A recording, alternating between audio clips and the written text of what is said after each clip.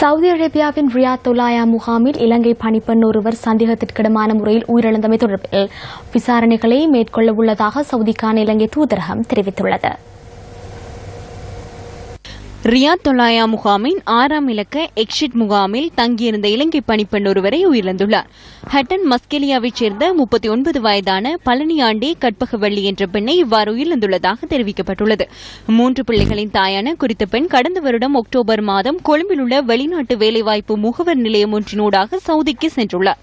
கடந்த 31ஆம் தேதி இந்த பெண் உயிரிழந்ததை அடுத்து அந்த முகாமில் தங்கியிருந்த மற்றும் ஒருவரால் தகவலை பெற்று கலனி பகுதியில் வசிக்கும் ASM இஸ்மத் என்பவரால் நியூஸ் ஃபர்ஸ்டுக்கு அறிவிக்கப்பட்டது. குறித்த பெண் உயிரிழந்து 8 நாட்கள் கடந்துள்ள போதிலும் அதிகாரிகளூடாக குடும்பத்தினருக்கு அறிவிக்கப்படவில்லை எனவும் அவர் கூறியுள்ளார்.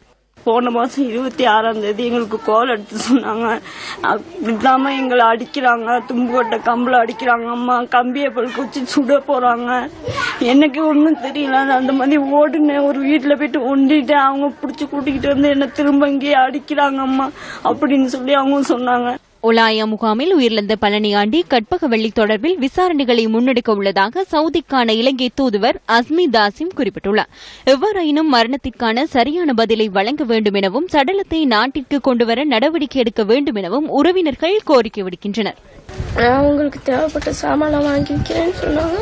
ஆனா எங்க அம்மா வந்தபடி எங்க அம்மா வேலைக்கு போனாங்க. அவங்களுக்கு என்ன ஆகுச்சுன்னு தெரியல. எல்லாம் சொல்றாங்க இறந்து போயிடுச்சுட்டு.